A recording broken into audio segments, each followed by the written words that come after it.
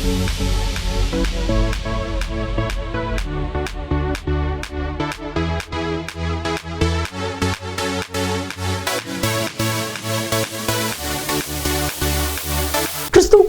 பிரியமான தெய்வ பிள்ளைகளை வெளிப்படுத்தின விசேஷம் பரலோகத்தின் சில காட்சிகள், கர்த்தராகிய இயேசு கிறிஸ்துவனுடைய வருகை, பூமியின் ராஜ்யங்களுடைய வரலாற்றினுடைய முடிவுகள், இவைகளை வெளிப்படுத்துவது தான் வெளிப்படுத்தின விசேஷம். இதனுடைய ஆசிரியர் அப்போஸ்தலனாகிய யோவான் பத்மத்துவில் சிறை கைதியாக இருக்கும் பொழுது கிரேக்க மொழியிலே எழுதப்பட்டது.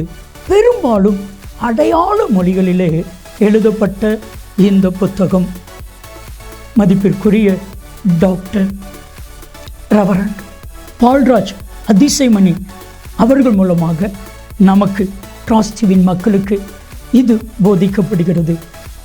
தெய்வ மனிதர், தெய்வனால் பரிசுத்த ஆவியானவரால் வல்லமையாய் பயன்படுத்தப்படுகிற இவர்கள் கருக்கலான சத்தியங்களையும் ஆழமான உண்மைகளையும் மறைவான மறைப்பொருட்களையும் வெளிப்படுத்தி நமக்கு சொல்லி புரியக்கூடிய நல்ல தெய்வ மனிதர். தொடர்ந்து பாருங்கள். கர்த்தர் அன்பு பால்ராஜ் அவர்களை வல்லமையாய் பயன்படுத்தி வருகிறார். இந்த வெளிப்படுத்தின விசேஷம் உங்களுக்கு மிகுந்த பிரயோஜனமாக இருக்கும். கர்த்தர் உங்களை ஆசீர்வதிப்பார். ஆண்டவருடைய பிரசன்னத்தில் மீண்டுமாக உங்களை காணும் பொழுது அதிக மகிழ்ச்சி அடைகிறேன். இந்நாட்களிலும் உங்கள் மத்தியில் வந்து உறவு கொள்ளவும், ஆண்டவருடைய வசனத்தை பகிர்ந்து கொள்ளவும் தருணம் கொடுத்து ஆண்டவரை துதிப்பதோடு உங்கள் அனைவருக்கும் என்னுடைய நன்றியை நான் தெரிவித்துக் கொள்கிறேன். வெளிப்படுத்தும் விசேஷத்திலிருந்து செய்திகளை நாம் படித்து தியானித்து வருகிறோம். 1ஆம் அதிகாரத்திலேயே நாம் நிற்கிறோம். ஏராளமான கருத்துக்கள், உண்மைகள், வார்த்தைகள், வசனங்கள் இந்த முதல் அதிகாரத்திலே உண்டு. எனவே ஏறக்குறைய 30 செய்திகளை இந்த அதிகாரத்திலே நாம் தியானிக்க இருக்கிறோம். இந்த ஏறக்குறைய 30 செய்திகளை இந்த 1ஆம் அதிகாரத்திலிருந்தே நாம் தியானித்து விட்டால் வரக்கூடிய அதிகாரங்களிலே உள்ள வசனங்கள், வார்த்தைகள் நமக்கு தெளிவாக விளங்கும். எனவே கருத்தாக நீங்கள் கவனிக்குமாறு உங்களை அன்புடன் கேட்டுக்கொள்கிறேன். 3ஆம் வசனம் பாருங்கள். வெளிப்படுத்தின விசேஷம் 1ஆம் அதிகாரம் 3ஆம் வசனம். இந்த தீர்க்க தரிசன வசனங்களை வாசிக்கிறவனும் கேட்கிறவர்களும் இதில் எழுதியிருக்கிறவைகளை கை கொள்ளுகிறவர்களும் பாக்கியவான்கள், காலம் சமீபமாக இருக்கிறது என்று சொல்லி இந்த பகுதியில் என்ன வாசிக்கிறோம். காலம் சமீபமாக இருக்கிறது. என்ன காலம் அல்லது என்னென்ன காலங்கள் என்று வேதத்திலே பார்க்கும் பொழுது நம்முடைய ஆவிக்குரிய ஜீவியத்திற்கும் ஆண்டவருடைய வருகைக்கும் ஏற்ற பலவிதமான காலத்தின் சூழ்நிலைகள் வேதத்திலே காணப்படுவதாக நாம் பார்க்கிறோம். முதலாவதாக நாம் நிச்சயமாக பார்க்க வேண்டிய ஒரு காலம், அறிந்திருக்க வேண்டிய ஒரு காலம் என்று சொன்னால் அது அறியாமையின் காலம் என்று சொல்லலாம். ஆண்டவரை குறித்த அறியாத ஒரு காலம், அவரை பற்றி அறிவில்லாத ஒரு காரியம். அறிவு என்பது மூளையிலே மனதிலே உண்டாகக்கூடிய தெளிவு மட்டுமல்ல. அறிவு என்றால் அர்த்தம் உறவு. ஆதாம் ஏவாளை அறிந்தான், காயின் பிறந்தான் என்று சொல்லி வேதத்திலே வாசிக்கிறோமே. அப்பேற்பட்ட ஒரு நெருக்கமான உறவு, ஆண்டவரை அறியக்கூடிய அறிவு. அறியாமையின் காலம், அதை குறித்து வேதத்தில் முதலாவதாக நாம் வாசிக்கிறோம். அத்தேனை பட்டணத்திலே அப்போஸ்தலனாகிய பவுல் எழுப்பி நின்று மார்ஸ் மேடையில் நின்று பிரசங்கம் பண்ணும் பொழுது இந்த முதற் காலத்தை குறித்து குறிப்பிட்டதாக நாம் பார்க்கிறோம். அங்கே கூடி வந்தவர்கள் பெரும்பான்மையினர் தத்துவ ஞானிகள் என்று சொல்லி வேதத்தில் நாம் வாசிக்கிறோம்.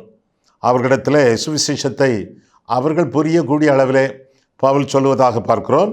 அந்த நிலைமையில இப்படிப்பட்ட அறியாமையின் காலத்தை பவுல் குறிப்பிடுவதாகவும் நாம் காண்கிறோம். அப்போஸ்தலர் 17 எடுத்துக்கொள்ளுங்கள். அப்போஸ்தலர் 17 30ஆம் வசனத்திலே பார்க்கும் பொழுது, அறியாமையுள்ள காலங்களை கர்த்தர் காணாதவர் போல் இருந்தார், இப்பொழுதோ மனம் திரும்ப வேண்டும் என்று எங்குமுள்ள மனுஷர் எல்லாருக்கும் கட்டளை இடுகிறார் என்று சொல்லி வேதத்திலே வாசிக்கிறோம். ஆரம்பத்தில் காணாதவர் போல் இருந்தார், இப்பொழுது கட்டளை இடுவதாக நாம் வேதத்திலே வாசிக்கிறோம். என்ன கட்டளை? மனம் திரும்ப வேண்டும் என்று கட்டளை கொடுப்பதாக வேதத்திலே வாசிக்கிறோம். பவுல் அத்தேனை பட்டணத்திலே பிரசங்கிக்கும் பொழுது ஆண்டவரை பற்றிய தெளிவான காரியங்களை அவர்களுக்கு விளக்கிச் சொல்லும் பொழுது 3 விதமான பிரதியுத்தரங்கள் அங்கே நேரிட்டதாக நாம் பார்க்கிறோம். என்னென்ன பிரதியுத்தரங்கள்?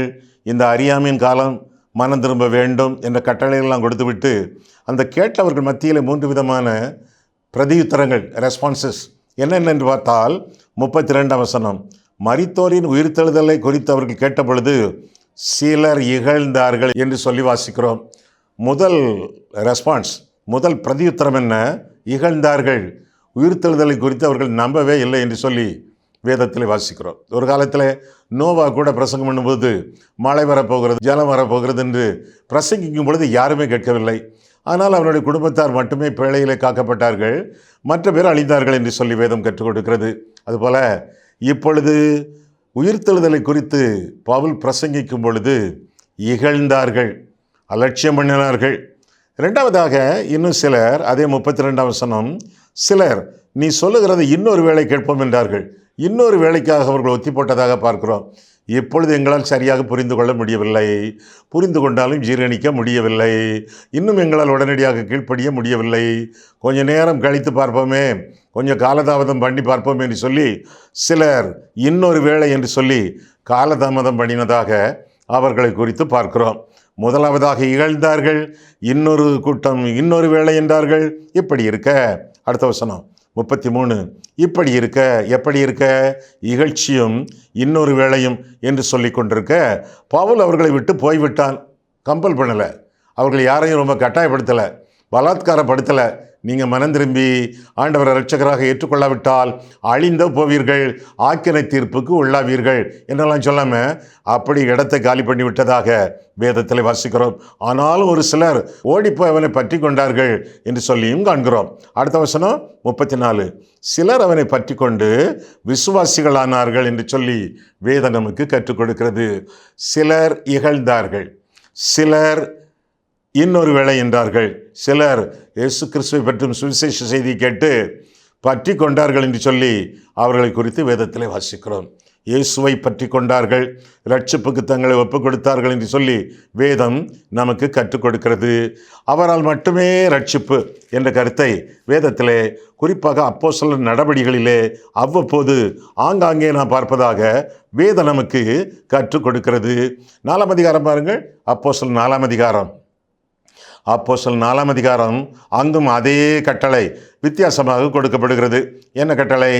அப்போஸ்தலர் 4:12, அவராலே அன்றி வேறொருவராலும் ரட்சிப்பு இல்லை, நாம் ரட்சிக்கப்படும்படிக்கு வானத்தின் கீழங்கும் மனுஷர்களுக்குள்ளே அவருடைய நாமமே அல்லாமல் வேறொரு நாமம் கட்டளையிடப்படவில்லை என்றான் என்று சொல்லி வேதம் கற்றுக் கொடுக்கிறது. ஆக ஆண்டவராக இயேசு கிறிஸ்துவின் இரட்சணியத்தின் வேலையை, இரட்சணியத்தின் செய்தியை உயர்த்தி காட்டுவதாக இந்த பகுதிகளிலே நாம் தெளிவாக வாசிக்கிறோம். ஆமாம், ஆண்டாண்டு காலமாக நூற்றுக்கணக்காக அல்லது ஆயிரக்கணக்கான ரட்சிப்பின் செய்திகளை கேட்டுக்கொண்டே இருக்கிறீர்களே, பாவத்திலிருந்து மனம் திரும்பி இருக்கிறீர்களா? ரட்சிக்கப்பட்டிருக்கிறீர்களா? மனம் திரும்புதல் ரொம்ப முக்கியம். மனம் திரும்பாமல் ரட்சிப்பே கிடையாது. மனம் திரும்பாத ரட்சிப்பை குறித்து அநேகர் போதித்து கொண்டிருக்கிறார்கள். சும்மா ஆலயத்திற்கு வருகிறவர்கள் போகிறவர்கள் எல்லாரையும் பார்த்து நம்மெல்லாம் ரட்சிக்கப்பட்டிருக்கோம் என்று சொல்லி பொய் சொல்கிறார்கள். மனம் திரும்புதல் இல்லை என்றால் ரட்சிப்பு இல்லை என்று சொல்லி வேதம் நமக்கு தெளிவாக கற்றுக் கொடுக்கிறது. பாவத்திலிருந்து மனம் திரும்பி, பாவ பழக்க வழக்கங்களிலிருந்து மனம் திரும்பி, பழைய மதத்திலிருந்து மனம் திரும்பி, இயேசு கிறிஸ்துவே மெய்யான தேவன், நித்திய ஜீவன் என்று சொல்லி அவரை பற்றி கொண்டு வாழக்கூடிய வாழ்க்கை நம்முடைய வாழ்க்கையாக இருக்க வேண்டும். இல்லை என்றால் வாழ்ந்து பயனில்லை. வெந்ததை தின்பேன், வெறுமனே வாழ்வேன், விதி வந்தால் சாவேன் என்று வாழாமல் ஆண்டவரை பற்றி கொண்டு அவர் நமக்கு கொடுத்திருக்கிறாரே வாழ்க்கையை, அந்த வாழ்க்கையை ஆண்டவர் கையிலே ஒப்பு கொடுத்து ஆண்டவருடைய மகிமைக்காக வாழ வேண்டியது நம்முடைய கடமை. ஆக முதலாவதாக அறியாமையின் காலம், இரண்டாவதாக அனுக்கிரக காலம். அனுக்கிரக காலம் என்று சொல்லிக்கூட நாம் வேதத்திலே வாசிக்கிறோம். பவுல் அதை குறித்து சொல்லும் பொழுது 2 கொரிந்தியர் 6ஆம் அதிகாரம் பார்க்கையிலே, 2 கொரிந்தியர் 6ஆம் அதிகாரம் 2ஆம் வசனத்தை பார்க்கும் பொழுது, அனுக்கிரக காலத்திலே நான் உனக்கு செவி கொடுத்து இரட்சணிய நாளிலே உனக்கு உதவி செய்தேன் என்று சொல்லியிருக்கிறாரே, இதோ இப்பொழுதே அனுக்கிரக காலம், இப்பொழுதே இரட்சணிய நாள் என்று சொல்லி தொடர்ந்து பவுல் போதிப்பதாக இந்த பகுதியிலே நான் வாசிக்கிறோம். முதலாவதாக அறியாமையின் காலம், இரண்டாவதாக அனுக்கிரக காலம். ரட்சிப்பு மட்டுமல்ல, அது சம்பந்தமான என்ன உதவிகளையும், என்ன ஆபத்தான சூழ்நிலைகளிலும், எந்த போராட்டமான வேளைகளிலும் நான் உனக்கு உதவி செய்வேன் என்று சொல்லி ஆண்டவர் திருவளம் பெற்றுவதாக வேதத்திலே வாசிக்கிறோம். யோபு 7ஆம் அதிகாரம் 1ஆம் வசனத்திலே பார்க்கும் பொழுது, பூமியிலே போராட மனுஷனுக்கு குறிக்கப்பட்ட காலம் உண்டல்லவோ, அவனுடைய நாட்கள் ஒரு கூலிக்காரனுடைய நாட்கள் போன்றவை அல்லவோ என்று புலப்படுத்துவதாக அந்த பகுதியிலே நான் வாசிக்கிறோம். போராட்டமான காலம், பிரச்சனை சூழ்ந்த காலம், கஷ்டங்கள் கலந்த ஒரு காலம், உபத்திரவத்தின் நாட்கள்.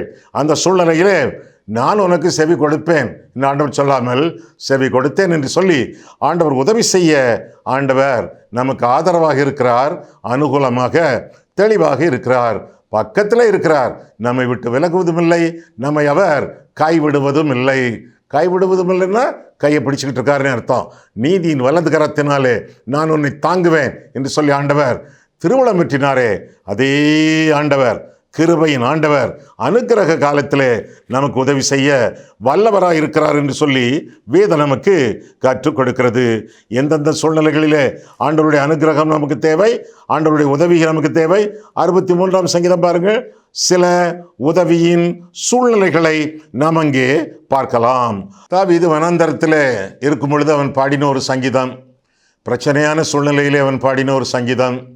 ஏர் கண்டிஷன் ரூமிலே படுத்து தூங்கியவன் குகைகளிலே படுத்து தூங்கக்கூடிய ஒரு நிலைமை, பட்டு மெத்தையிலே படுத்து தூங்க வேண்டியவன் அவன் பரிதாபமாக வனாந்தரத்தின் தெருக்களிலே, மைதானங்களிலே, இன்னும் காடுகளிலே படுத்து தூங்கக்கூடிய ஒரு நிலைமை, வறண்ட ஒரு பூமியிலே அவன் வசிக்கக்கூடிய ஒரு நிலைமை. அந்த நிலைமையிலே அவனுக்கு அனுக்கிரகம் செய்யக்கூடிய அளவிலே ஆண்டவர் பல நிலைமைகளிலே ஆண்டவர் அவனுக்கு உதவி செய்ய முன் வந்ததாக வேதத்திலே வாசிக்கிறோம். 69ஆம் சங்கீதம் எடுத்துக்கொள்ளுங்கள், 13ஆம் வசனம். ஆனாலும் கர்த்தாவே, அனுக்கிரக காலத்திலே, தாவீதின் அனுக்கிரக காலத்திலே தேவன் அவனுக்கு செய்த உதவிகள், நன்மைகள். 13 மீண்டும். ஆனாலும் கர்த்தாவே, அனுக்கிரக காலத்திலே உம்மை நோக்கி விண்ணப்பம் செய்கிறேன். தேவனே, உமது மிகுந்த கிருபையினாலும் உமது ரட்சிப்பின் சத்தியத்தினாலும் எனக்கு செவி கொடுத்தருளும்.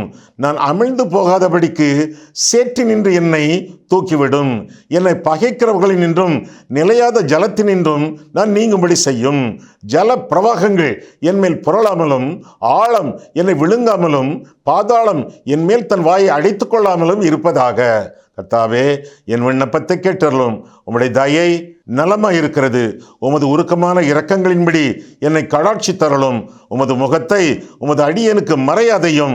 நான் வியாகுலப்படுகிறேன். எனக்கு தீவிரமாய் செவி கொடுத்தரலும். நீர் என் ஆத்துமாவினிடத்தில் வந்து அதை விடுதலை பண்ணும். என் சத்துருக்களின் நிமித்தம் என்னை மீட்டு விடும் என்று தொடர்ந்து அவனுக்கு நிந்தைகள், வெட்கங்கள், அவமானங்கள் உள்ள சூழ்நிலைகளிலே ஆண்டவர் எவ்வாறு அனுக்கிரகம் செய்கிறார் என்பதை இந்த பகுதியிலே நான் வாசிக்கிறோம். செவி கொடும், சேற்றி நின்று எடுத்துவிடும், சத்துருக்கள் கையிலிருந்து என்னை நீக்கிவிடும், ஜலம் என்மேல் புரளாதபடிக்கு, பாதாளம் என்னை விழுங்காதபடிக்கு, ஆத்மாவிலே விடுதலையை கொடும், ஆபத்துக்களுக்கு என்னை நீங்களாக்கி ரட்சியும். இப்படியெல்லாம் தாவீது பாடுவதாக பார்க்கிறோம். இந்த உபத்திரவங்கள் எல்லாம் நீங்குமா? இந்த கஷ்டங்கள் எல்லாம் மாறுமா? நிச்சயமாக வாரும். அதி சீக்கிரத்தில் நீங்கிவிடும் இந்த லேசான உபத்திரவம் என்றல்லவா வேதம் சொல்கிறது. நிச்சயமாகவே முடிவு உண்டு, உன் நம்பிக்கை வீண் போகாது என்று சொல்லி வேதத்தில் வாசிக்கிறோம். காரணம், அவர் நம்மை விட்டு விலகுவதும் இல்லை, நம்மை கைவிடுவதும் இல்லை என்று சொல்லி வேதம் கற்றுக் கொடுக்கிறது. கர்த்தர் மட்டும் நம்முடைய மெய்ப்பராக இருப்பார் என்றால், நாம் அவருடைய ஆடுகளாக ஜீவிப்போம் என்றால், அவருடைய சத்தத்திற்கு செவி கொடுப்போம் என்றால், அவரை நாள்தோறும் பின்பற்றுவோம் என்றால், இன்றும் என்றும் ஜீவனுள்ள நாளெல்லாம் நன்மைதான் நம்மை தொடரும், கிருபைதான் நம்மை தொடரும் என்பதை அறிய கடவோம். இதையெல்லாம் உங்களுடைய வாழ்க்கையிலே அன்றைய நாட்களிலே நீங்கள் அனுபவித்திருக்கிறீர்கள். அதே அனுக்கிரகம் அன்று எப்படி கிடைத்ததோ அதுபோல இன்றும் என்றும் உங்களுக்கு நிச்சயமாக கிடைக்கும்.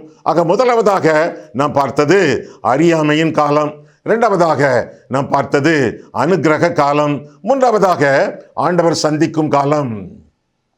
ஆண்டவர் சந்திக்கும் காலம். அவர் சந்திக்கும் காலத்திலே அவரை குறித்து சிந்திக்க வேண்டியது நம்முடைய கடமையாகும். சகேயு ஆண்டவராய் இயேசு கிறிஸ்து எப்படிப்பட்டவரோ என்று அவரை பார்க்க மனதுள்ளவனாக ஆசையோடு ஓடுகிறான். அவர் தன்னை பார்க்க வேண்டும் என்று விரும்பவில்லை, தான் அவரை பார்க்க வேண்டும் என்று சொல்லி பயந்து ஓடி கூட்டத்துக்குள்ளே பாய்ந்து கூட்டத்தில் அவரை காணக்கூடாமல் ஓடி சென்று ஒரு காட்டத்தி மரத்தின் மேல் ஏறி இலைகளுக்குள்ளே மறைந்து அவருடைய வருகிற வழியை பார்த்து கொண்டே இருக்கிறான். அவர் என்னை பார்க்க வேண்டும் அது அல்ல. அப்படி இருந்தால் கூட்டத்திலே சந்தித்திருப்பானே? நிச்சயமாக அப்படி அல்ல. அவர் தன்னை பார்க்க கூடாது, தான் அவரை பார்க்க வேண்டும். எதற்காக?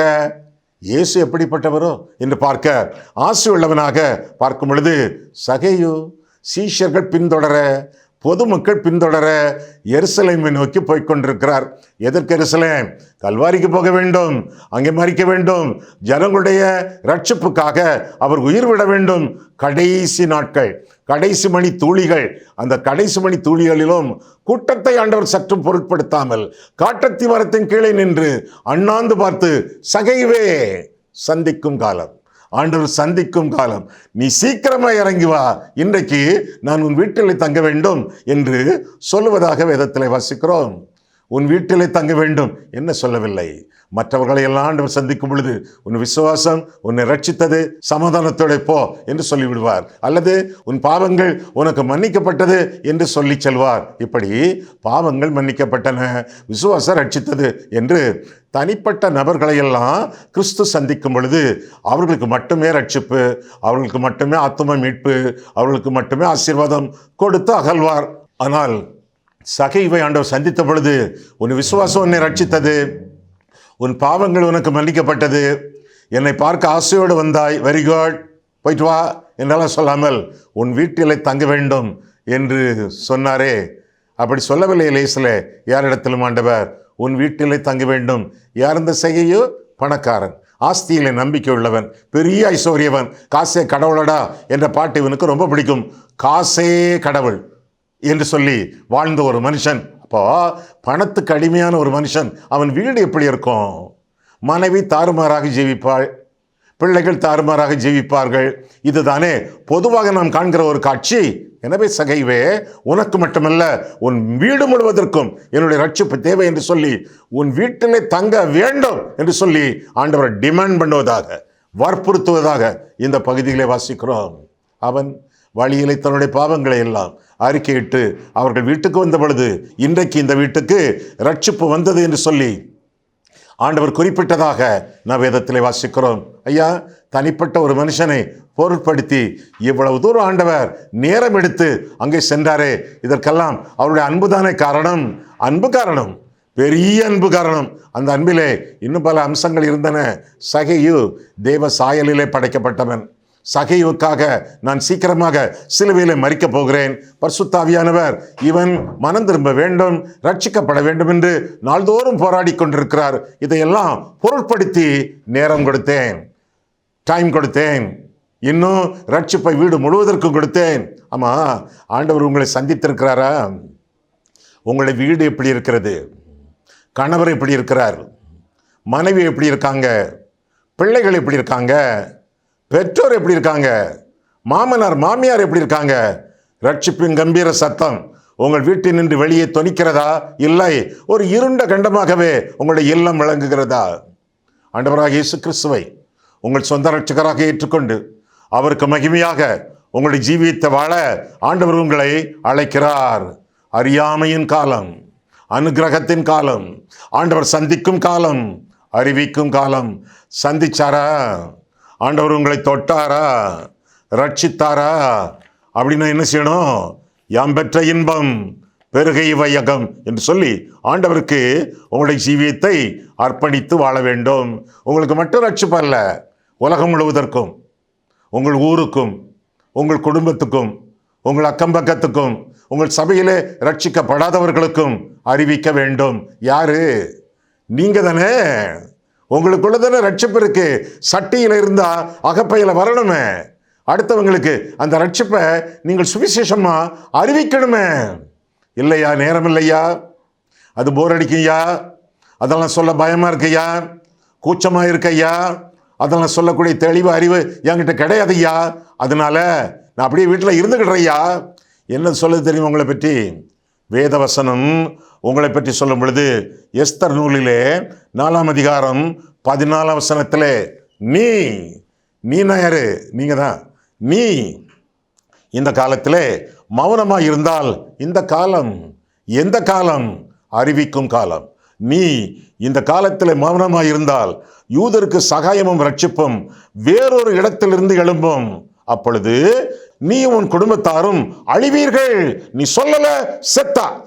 சுவிசேஷத்தை பிரசங்கியாதிருந்தால் எனக்கு ஐயோ என்று பவுல் சொல்கிறானே. ஐயோன்னா ஆபத்துன்னு அர்த்தம். நீ இப்படிப்பட்ட காலத்துக்கு உதவியா இருக்கும்படிக்கு ராஜமேன்மை உனக்கு கிடைத்திருக்கலாமே, யாருக்கு தெரியும் என்று சொல்ல சொன்னான் என்று சொல்லி வேதத்தில் வாசிக்கிறோம். இயேசுவை ஏற்றுக்கொள்வது உள்மூச்சு, இயேசுவை அறிக்கை செய்வது வெளிமூச்சு. உள்மூச்சு எடுத்தவர்கள் வெளிமூச்சு விட வேண்டுமே, ஏற்றுக்கொண்டவர்கள் எடுத்துரைக்க வேண்டுமே. இல்லை என்றால் அழிவு. சும்மா இல்லை, எடுத்துரைக்கவில்லை என்றால் அப்படி ஆண்டவர் கண்டது காணாத மாதிரி அப்படி போயிடுவார் என்று நினைக்காதீர்கள். கர்த்தருடைய சுவிசேஷத்தை அறிவிக்காதவர்களுக்கு தண்டனை நிச்சயம் என்று சொல்லி வேதம் கற்றுக் கொடுக்கிறது. அறிவிக்கும் காலம் இது. ஐந்தாவதாக, ஐயா வரிசை எழுதிக்கிட்டு இருக்கோம் ஐயா, ஒரு பாயிண்டை விட்டுட்டு ஐயா திரும்ப ஒருக்க அதை சொல்வீங்களா, ரிப்பீட் பண்ணுவீங்களா? சரி. முதலாவதாக அறியாமையின் காலம், இரண்டாவதாக அனுக்கிரக காலம், மூன்றாவதாக ஆண்டவர் சந்திக்கும் காலம், நான்காவதாக அறிவிக்கும் காலம், ஐந்தாவதாக அந்திய காலம். அந்திய காலம்னா கடைசி காலம். நம்முடைய முதிர் வயதின் நாட்கள் அப்படி சொல்லலாம், நம்முடைய வாழ்க்கையின் இறுதி நாட்கள் அப்படின்னு சொல்லலாம், அல்லது ஆண்டவருடைய வருகை நாட்கள் அப்படின்னு சொல்லலாம், அல்லது குறுகிய காலம் என்று சொல்லலாம். குறுகிய காலம் என்று சொல்லி கொரிந்தியர் 7ஆம் அதிகாரத்திலே 29ஆம் வசனத்திலே பார்க்கிறோம். 1 கொரிந்தியர் 7:29 குறுகிய காலம், இனி வரும் காலம் குறுகினது என்று சொல்லி வேதம் கற்றுக் கொடுக்கிறது. இந்த குறுகிய காலத்திலே, கடைசி நாட்களிலே, அந்திய காலத்திலே, முதிர் வயதிலே ஆண்டவரை பற்றி சொல்ல வேண்டும். ஏன் வயசாகி போச்சியா, என்ன நினைக்கிறீங்க? நாங்கள் என்ன யங்ஸ்டர்ஸா, வாலிபர்களா? 70 வயசுக்கு மேலச்சியா? அப்படியா? அவர்கள் முதிர் வயதிலும் கனி தந்து புஷ்டியும் பசுமையுமாய் இருப்பார்கள் என்று சொல்லி வேதத்தில் வாசிக்கிறோமே. முதிர் வயதிலும் மங்கி எறிகிற நாட்களிலும், மங்கி எறிகிற திரியை அவர் அணைக்க மாட்டாரே, நெறிந்த நாணலை அவர் முறிக்க மாட்டாரே. மங்கி எறிகிற கடைசி நாட்களிலே கூட ஆண்டவரை பற்றி அடுத்தவர்களிடத்தில் சொல்லி ஆத்துமாதாயம் பண்ண வேண்டியது நம்முடைய கடமை என்று சொல்லி வேதம் நமக்கு கற்றுக் கொடுக்கிறது. முதிர் வயது நோவா அறிவித்தானே, ஆபிரகாம் அறிவித்தானே, மோசே அறிவித்தானே, காலேப் அறிவித்தானே. வயது என்பது முக்கியமல்ல, வாஞ்சை என்பது முக்கியம். ஆண்டவரை அறிவிக்க வேண்டும் என்று சொல்லி, ஆண்டவரை பற்றி சொல்ல வேண்டும் என்று சொல்லி நாம் எண்ணினால், நாம் விரும்பினால், நாம் ஆசித்தால் வயது முக்கியமல்ல, வாஞ்சை முக்கியம். முதிர் வயதிலும் கனி தந்து புஷ்டியும் பசுமையுமாக வாழ வேண்டியது நம்முடைய கடமை என்று சொல்லி வேதம் நமக்கு தெளிவாக கற்றுக் கொடுக்கிறது. ஆறாவதாக அவர் வருகையின் காலம். அவர் வருகையின் காலம் என்று சொல்லி வேதத்திலே வாசிக்கிறோம். குறித்த காலம் என்று சொல்லி 8ஆம் அதிகாரத்திலே 7ஆம் வசனத்திலே, 11ஆம் அதிகாரத்திலே 25ஆம் வசனத்திலே பார்க்கிறோம். ஆண்டவர் நம்மை விசாரிக்க வரக்கூடிய காலம், ஆண்டவர் நம்மை நியாயந்தீர்க்க வரக்கூடிய ஒரு காலம் என்று சொல்லி வேதம் நமக்கு கற்றுக் கொடுக்கிறது. நமக்கு பரிசளிக்கவும் மற்றவர்களை பழி வாங்கவும் வரக்கூடிய காலம் என்று சொல்லியும் வேதத்திலே பல இடங்களிலே நாம் பார்க்கிறோம். குறிப்பாக எசேக்கியேல் 7ஆம் அதிகாரத்திலே, எசேக்கியேல் 30ஆம் அதிகாரத்திலே நாம் காண்கிறோம். ஆண்டவருடைய வருகையின் காலம், நியாயம் விசாரிக்கப்படும் காலம், பரிசளிக்கும் காலம், பழிவாங்கும் காலம். எப்படிப்பட்ட நிலைமையிலே நாம் நிற்கப் போகிறோம்? சும்மா இல்லை, நீங்களாம் ரட்சிக்கப்பட்டவங்க பரலோகத்துக்கு போங்க அப்படி சொல்லலை. விசாரிக்கக்கூடிய காலம், நியாயத்தீர்ப்பின் நாள் வர இருக்கிறது. நம்முடைய கிரியைகளை ஆண்டவர் நியாயந்தீர்ப்பார். வெளிப்படுத்தின விசேஷம் 20ஆம் அதிகாரம், நம்முடைய சொற்களை ஆண்டவர் நியாயந்தீர்ப்பார். மத்தேயு 12ஆம் அதிகாரம். ஐயா வசனம் சொல்லலையா? நீங்க கண்டுபிடிங்களேன், உங்களுக்கு ஒரு ஹோம்வொர்க் இருக்கட்டுமே. நம்முடைய நினைவுகளை, நம்முடைய சிந்தனைகளை ஆண்டவர் நியாயந்தீர்ப்பார். 1 கொரிந்தியர் 4ஆம் அதிகாரம். நம்முடைய அந்தரங்கங்களை ஆண்டவர் நியாயந்தீர்ப்பார். ரோமர் 2ஆம் அதிகாரம். ஆக ஆண்டவர் நியாயந்திருக்கக்கூடியவர் என்று சொல்லி வேதம் நமக்கு கற்றுக் கொடுக்கிறது. வேதத்திலே நான் வாசிக்கும் பொழுது வெளிப்படுத்தும் விசேஷம் 3ஆம் அதிகாரம் 20ஆம் வசனத்திலே, இதோ வாசற்படியிலே நின்று தட்டுகிறேன் என்று ஆண்டவர் சொல்கிறார். நண்பராக தட்டுகிறார். யாக்கோபிலே அவரை குறித்து பார்க்கும் பொழுது 5ஆம் அதிகாரத்திலே, இதோ நியாயாதிபதி வாசற்படியிலே நிற்கிறார் என்று சொல்லியும் நாம் வாசிக்கிறோம். ஒன்று நண்பராக நிற்கிறார் அல்லது நியாயாதிபதியாக நிற்கிறார். நண்பராக நிற்கும் பொழுதே வாசற்படியிலே நின்று தட்டுமாண்டவரை, வாசம் பண்ணும் ஆண்டவரே என்று சொல்லி இருதயத்தை திறந்து கொடுத்து ஆண்டவரை ஏற்றுக்கொள்வது நம்முடைய கடமையாகும். ஆண்டவரை இரட்சகராக ஏற்றுக்கொண்டு அவர் காட்டக்கூடிய பரிசுத்த பாதைகளிலே நாம் வளர்ந்து முன்னேறி செல்வோம் என்றால் ஆண்டவருடைய வருகை நமக்கு ஆனந்த பாக்கியம். ஆம் ஆம் ஆண்டவரே, வாரும் ஆண்டவரே. நற்கனிகளை தேடி வரும் காலங்கள் அல்லவோ, நான் ஒரு கனியற்ற பாழ்மரம் அல்லவோ, முற்கனி முகங்காணா வெம்பயிர் அல்லவோ, முழு நெஞ்சும் விளைவற்ற உவர்நிலம் அல்லவோ என்று பாடாமல் கனியோடு காத்திருக்கிறேன் ஆண்டவரே, என் நேசரே வாரும், உமக்கேற்ற கனிகளை வைத்திருக்கிறேன் ஆண்டவரே என்று சொல்லி ஆண்டவருக்கு மகிமையாக அவர் எதிர்பார்த்து வாழக்கூடிய 5 புத்தியுள்ள கனிகளைப் போல நாம் வாழ வேண்டியது நம்முடைய கடமையாகும். வருகை நமக்கு ஆனந்த பாக்கியம், ஆனால் ஆயத்தப்படாதவர்களுக்கு அது ஆக்கினை தீர்ப்பு என்று வாசிக்கிறோம் வேதத்திலே. அப்போ நம்முடைய வாழ்க்கையிலே ஆண்டவருடைய வருகை நமக்கு ஆனந்த பாக்கியமாக இருக்க போகிறதா அல்லது ஆக்கினை தீர்ப்பாக இருக்க போகிறதா? ஆக்கினை தீர்ப்பு அல்ல, ஆனந்த பாக்கியமாக இருக்க வேண்டும் என்று சொல்லி ஆண்டவருக்கு மகிமையாக வாழ நம்முடைய ஜீவியத்தை கர்த்தருக்கு ஒப்பு கொடுத்து அவருடைய சித்தத்தின் நடுவில் ஜீவிக்க நம்மை அர்ப்பணிப்போம். இன்னொரு காரியம் கூட உண்டு. முதலாவதாக அறியாமையின் காலம், 2வதாக அனுக்கிரக காலம், 3வதாக ஆண்டவர் சந்திக்கும் காலம், 4வதாக அறிவிக்கும் காலம், 5வதாக அந்திய காலம், 6வதாக ஆண்டவருடைய வருகையின் காலம், 7வதாக அல்லேலூயா காலம். எப்படி?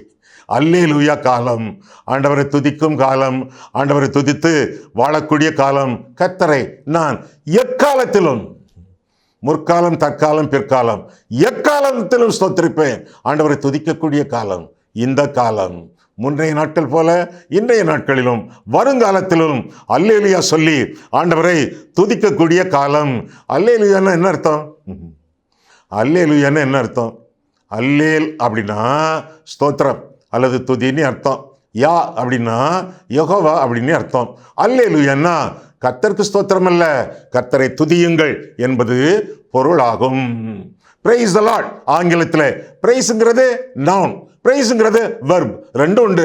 கர்த்தருக்கு ஸ்தோத்திரம் என்று சொன்னாலும் கர்த்தரை துதியுங்கள் என்று சொன்னாலும் ஒன்றுதான். ஆனால் இலக்கண அமைப்பின்படி கர்த்தரை துதியுங்கள் என்பது சரியான மொழிபெயர்ப்பாகும். இதை குறித்து தெளிவாக வாசிக்க வேண்டும் என்றால் 150ஆம் சங்கீதத்தை திரும்ப திரும்ப வாசியுங்கள், உங்களுக்கு புரியும். நன்மையிலே நன்றி செலுத்துங்கள், துன்பத்திலே துதி செலுத்துங்கள். அதைத்தான் 34ஆம் சங்கீதம் சொல்கிறது. கர்த்தரை எக்காலத்திலும், எக்காலத்திலும்னா நல்ல காலம், துன்ப காலம், நன்மையான காலம், துன்பமான காலம், நன்மையிலே நன்றி செலுத்தி துன்பத்திலே துதி செலுத்தி. அதைத்தான் 1 தெசலோனிக்கேயர் 5ஆம் அதிகாரம் 18ஆம் வசனத்திலே பார்க்கிறோம். கர்த்தரை எக்காலத்திலும் ஸ்தோத்திரியுங்கள், அப்படி செய்வதே உங்களை குறித்து தேவனுடைய சித்தமாய் இருக்கிறது என்று சொல்லி வாசிக்கிறோம். நன்மையில் நன்றி, துன்பத்திலே துதி. யோபதை செய்தானே, எல்லாவற்றையும் இழந்தானே, சொந்தத்தை இழந்தான், சொத்தை இழந்தான், சுகத்தை இழந்தான், எல்லாவற்றையும் இழந்து விட்டு என்ன சொல்கிறான்? கர்த்தர் கொடுத்தார், கர்த்தர் எடுத்தார், கர்த்தருடைய நாமத்திற்கு ஸ்தோத்திரம் என்று சொல்லுகிறானே. அதுபோல நம்முடைய வாழ்க்கையிலே ஆண்டவருக்கு துதி செலுத்தி, ஆண்டவருக்கு நன்றி செலுத்தி வாழ வேண்டியது நம்முடைய கடமையாகும். மரித்தவர்கள் மௌனத்தில் இறங்குகிறவர்கள் துதி செலுத்த மாட்டார்கள். பாவத்தில் விழுந்து கிடக்கிறவர்களுக்கு துதியே வராது வார்த்தையிலே. ஆனால் பாவத்திலிருந்து மனம் திரும்பி எழும்பி பிரகாசிக்கிறவர்கள் இயேசுவை, மெய்யான தேவனை துதி செலுத்தி அவர்கள் வாழ்வார்கள் என்று சொல்லி வேதம் நமக்கு கற்றுக் கொடுக்கிறது. மூடன் துதி செலுத்த மாட்டான், மிருக குணமுள்ளவன் துதி செலுத்த மாட்டான் என்றெல்லாம் நம் வேதத்திலிருந்து அறிந்திருக்கிறோம். துதி செலுத்தி வாழ வேண்டியது நம்முடைய கடமை.